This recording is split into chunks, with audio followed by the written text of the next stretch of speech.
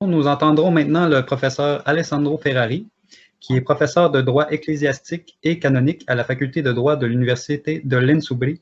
Il nous présentera les enjeux de la pandémie en Italie. Donc, Alessandro, vous pouvez ouvrir votre caméra et votre micro, Oui. et la Bonjour à parole est tous. à vous. Bonjour. Vous m'entendez? Oui? Ça va? Parfait. Oui, très bien, allez-y. Oui. Donc, je vais parler donc de la situation en Italie et surtout de comment le Covid-19 a affecté du point de vue institutionnel et juridique les relations État-Église, État-religion.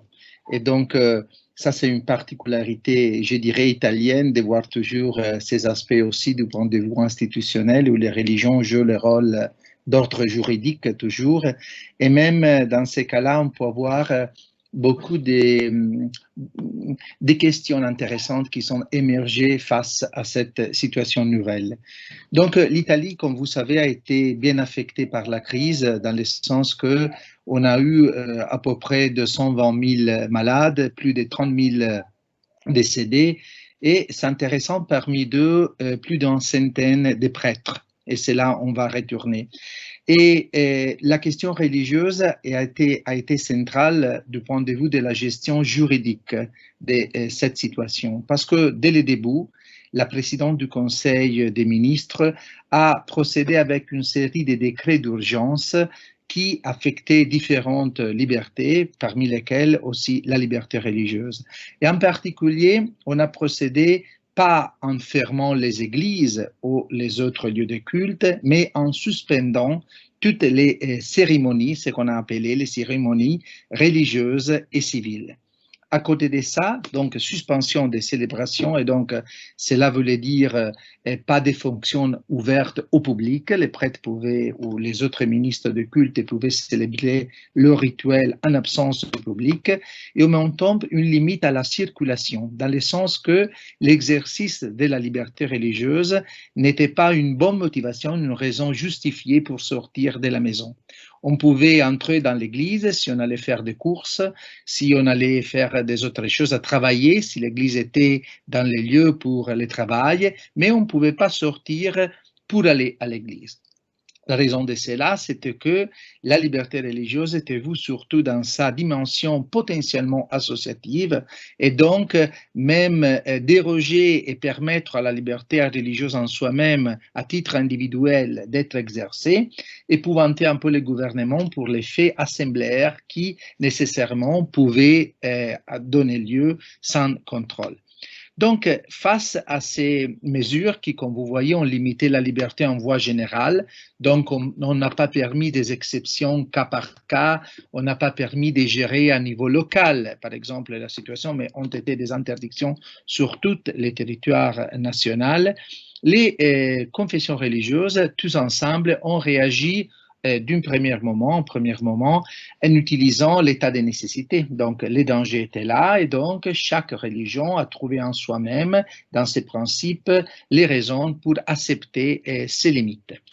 Mais si ça, c'était une unité de base face au ce que le gouvernement avait décidé, les relations, la gestion de ces limites entre religion et État ont réfléchi une nouvelle fois le système pyramidal italien. Et donc, on peut voir une différenciation entre la gestion de la crise vis-à-vis de l'Église catholique, et donc des rapports entre État et Église catholique, et la même gestion vis-à-vis aux autres confessions religieuses, soit des confessions très historiques qui ont déjà une bonne reconnaissance institutionnelle comme les juifs, mais aussi comme les musulmans qui sont à une échelle, je pourrais dire encore inférieure, des reconnaissances juridiques.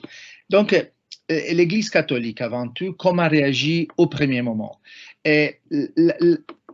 En suivant la réaction catholique aux mesures de limitation prises par les gouvernements, on peut voir une double polarité.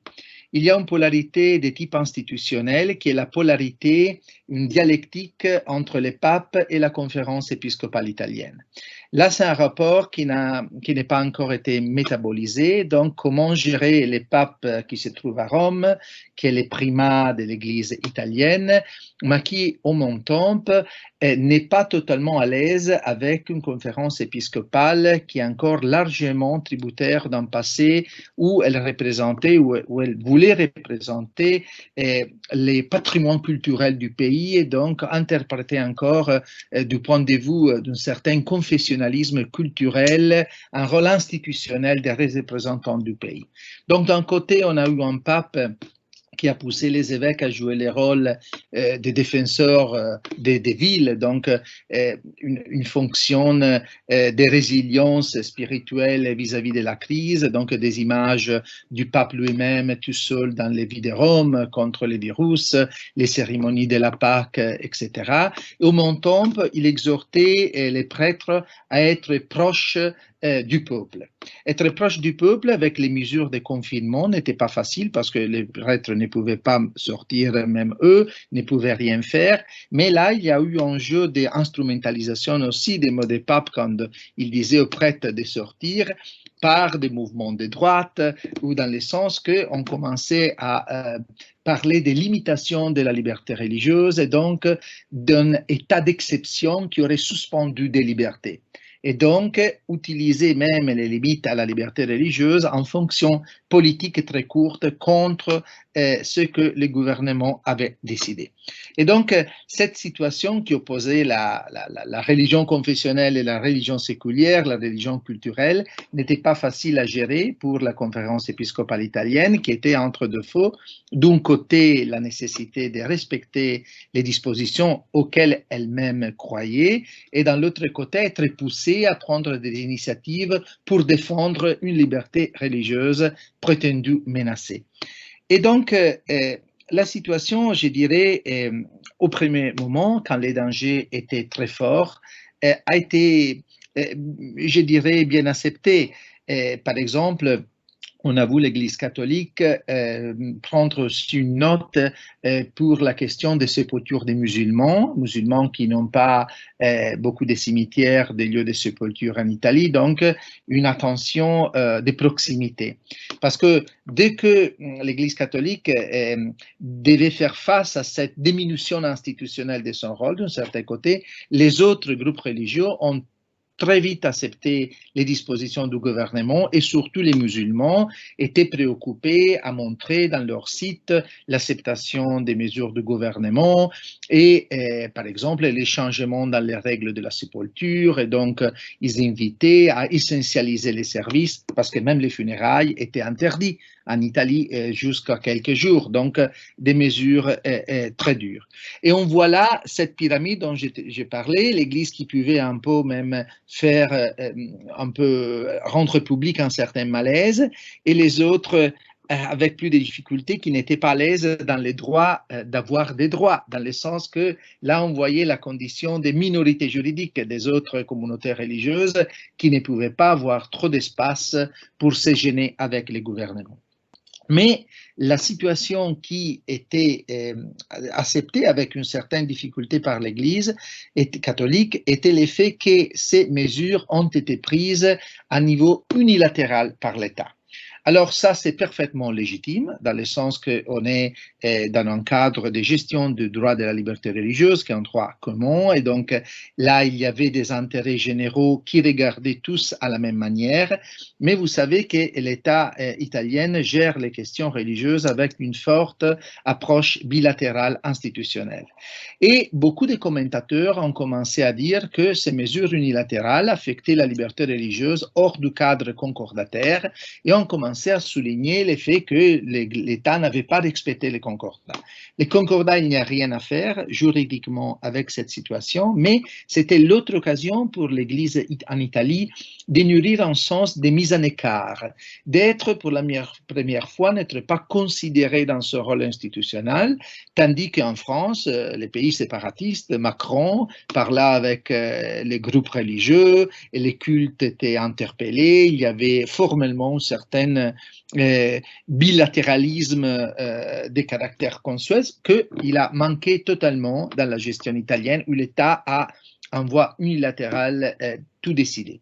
Donc, dès que les dangers étaient importants, tout ça s'est passé, mais depuis qu'on s'approchait à la phase 2, ce qu'on appelle ici la phase 2, donc la réouverture, l'Église a commencé à revendiquer un rôle, d'être prise en considération dans un rôle formel. On a commencé à la fin de mars avec une note du ministère de l'Intérieur qui, à la suite des insistances des évêques, ont accepté d'ouvrir les célébrations à des autres personnes, comme par exemple les chanteurs, la personne au service de l'hôtel, en disant que ces personnes travailler, donc, pouvaient se déplacer pour des raisons de travail. Donc, on a utilisé l'analogie, aller au travail, aller à la messe pour prêter les services. Et cette note a aussi ouvert un processus par analogie vis-à-vis des autres groupes religieux qui ont commencé eux-mêmes à dire, donc, nous aussi, nous avons des personnes qui travaillent pour nos services, et donc, il faut les prendre en considération. Donc, les rôles pilotes de l'Église catholique qui commence à jouer un rôle institutionnel bilatéral suivi par les autres. Mais la phase 2 a été aussi le moment d'un durcissement de la situation parce que les décrets qu'il a été promulgué, qu'il est parti au début de mai, ne prévoyaient pas la reprise des messes publiques très vite. Il simplement renvoyait une date successive. La nuit où le président du Conseil a présenté au public à la télé ses discours, la conférence épiscopale, après seulement une heure, donc très vitement, a publié une note très dure. On pourrait lire ces notes comme on retourne dans le passé. C'est un langage avec des verbes qui rappelaient même Pie IX, dans le sens que c'était vraiment une note très dure où on voyait un peu le désespoir de l'Église d'en avoir pas été reconnue dans son rôle de bilatéralité vis-à-vis de l'État. Et surtout de voir qu'on disait dans la note, on ouvre le restaurant, ce n'était pas vrai vraiment, mais elle disait, il y a beaucoup des activités qui ouvrent, mais pas les activités religieuses. Et donc on voyait là aussi le désespoir d'une certaine mise à l'écart du religieux, et donc une perte de pertinence de la spécialité religieuse d'un côté, et à côté de ça, une perte de pertinence de la spécialité catholique. Donc un double effet des désespoirs qui était uni au fait que contre ces décrets, la droite ou le catholicisme culturel a commencé à frapper très fort et l'Église était en difficulté parce qu'il semblait qu'elle ne voulait pas défendre suffisamment la liberté religieuse. Donc, note très dure, donc une déclaration très dure de l'épiscopat, à laquelle est suivie, ça c'est typiquement un peu italien je dirais, une autre prise de position du président du Conseil qui a tout de suite dit non, non, non, mais les messes vont reprendre très vite et donc cela a permis, après une semaine, un protocole d'entente qui a été signé le 7 mai, donc il y a quelques jours, entre conférence épiscopale et État pour la réouverture après le 18 mai des célébrations au public, avec tout un système de quotas, l'entrée, Gantt, toute une série de précautions. Et après cela, après la note de la conférence épiscopale, voilà que le grand rabbin de Rome a tout de suite fait une même note.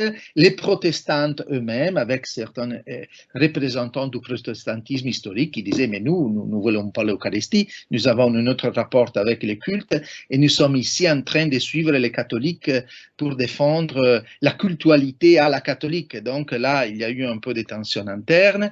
Et les musulmans, toujours, parce qu'ils sont ceux qui ont moins de droits, toujours un peu plus silencieux, mais eux aussi ont été un peu poussés derrière cette initiative catholique.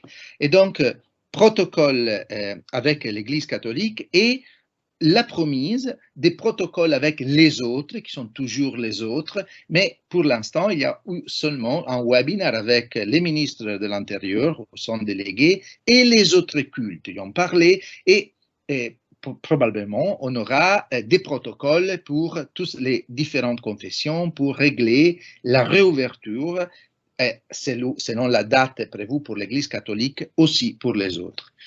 Qu'est-ce qu'on peut déduire de cette situation, donc, pour conclure? Alors, que la question religieuse est restée un enjeu social et symbolique très importante. Donc, c'était une question dont on a beaucoup parlé dans la presse et a été très médiatisée et par du discours public. Deuxième, une perception quand même d'une transformation du paysage, je dirais, ecclésial et institutionnel italien vis-à-vis du religieux. D'un côté, une normalisation de l'approche de l'État vis-à-vis du religieux, une normalisation qui n'est pas mûre, n'est pas accomplie, mais pour la première fois, face à une crise, l'idée que les droits de liberté religieuse ont un côté unitaire. Et donc, cette bilarité qui a été, d'un certain sens, subordonnée à un intérêt général qui était mis à l'avance. Et aussi, donc, une certaine, je dirais, révision de cette spécialité catholique, même pas trop acceptée par la doctrine académique, très concordataire, un certain néoconcordatarisme.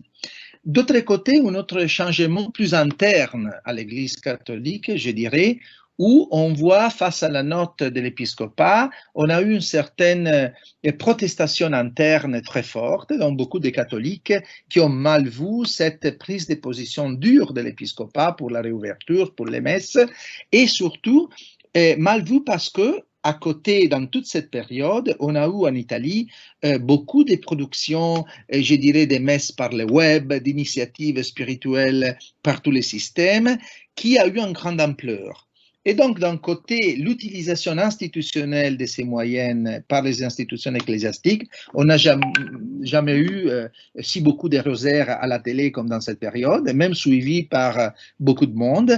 Mais ces rosaires ont été lus à niveau institutionnel par l'Église, donc il y a les mondes qui nous suivent, donc nous sommes encore puissantes institutionnellement. Mais là, il y a aussi une lecture qui est beaucoup plus, je dirais, communautaire local ou même individualiste, spirituel, des parcours qui ne se reconnaissent pas forcément vis-à-vis de cette interprétation institutionnelle, hiérarchique, centrale. Donc, il y a une démonstration de vitalité, je dirais ici, de l'Église catholique qui est dans sa présence dans le scénario italien. Troisièmement, c'est vrai qu'on a eu un déclassement de l'Église catholique, mais c'est un déclassement relatif dans cette situation. Relatif parce que, comme démontre aussi ma présentation, les autres cultes sont toujours aux marges, je dirais, du débat, dans le sens que, soit du point de vue sociologique, donc on n'a pas de grands nombres, ne sont pas des communautés, sauf les musulmans, donc, qui rejoignent les 2 millions, et les orthodoxes qui ont plus ou moins les mêmes nombres sont très silencieux, donc ils ont suivi, mais on ne trouve pas beaucoup de déclarations, donc ils se sont encore étrangers dans certains sens dans les pays, et donc un déclassement relatif qui encore montre comment, à niveau juridique, il y a d'un côté une liberté unitaire de liberté religieuse qui s'impose face à un moment de crise, mais quand l'État est poussé à intervenir d'une façon explicite, directe et méditée, suit encore une façon hiérarchique, l'ancienne hiérarchique des cultes. Donc, quand il doit traiter, c'est toujours l'Église dominante, je dirais, en utilisant un terme un peu oriental, l'Église à laquelle il faut faire face. Mais c'est une Église qui n'est plus ce qu'elle était auparavant, donc beaucoup plus complexée, qui est en train de s'accorder avec les papes. Il s'agit d'un long processus. Il y a 260 évêques en Italie, n'est pas la conférence épiscopale allemande, qui est moins de 30 évêques. Donc, c'est une complexité institutionnelle, l'Église italienne, très compliquée à régler, et même la conférence épiscopale, il n'y a pas beaucoup de personnel, donc il faut aussi connaître un peu les mécanismes de fonctionnement de ces institutions. Donc,